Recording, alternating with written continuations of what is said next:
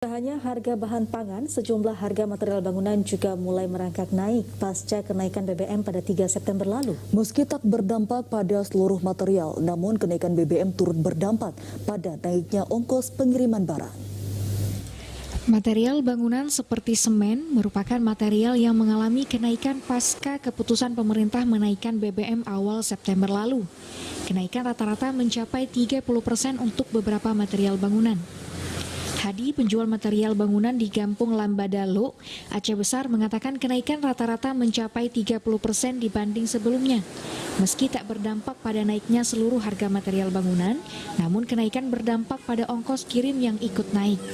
Naiknya harga telah terjadi sejak sebulan terakhir pasca kenaikan BBM. Naiknya harga turut berdampak pada omset pedagang yang menurun akibat rendahnya daya beli masyarakat. Ada kenaikan sedikit di harganya semen. Semen berapa bang? Dari berapa ke berapa? Sekitar 1.000 naiknya.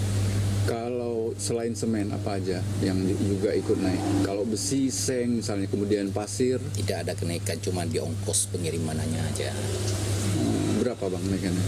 Sekitar 30%. Ongkos pengiriman, bukan harga barang. Nah, kalau omset sendiri sejak kenaikan harga ini, omset abang per bulan mungkin, apakah ada menurun? Agak ada penurunan. Dari sejumlah material bangunan, hanya sebagian kecil material yang belum mengalami kenaikan seperti pipa dan besi. Pipa masih dijual di kisaran harga 170 per batang dengan ukuran panjang 6 meter. Adapun besi ukuran 10 mm masih dijual 67.000 per batang.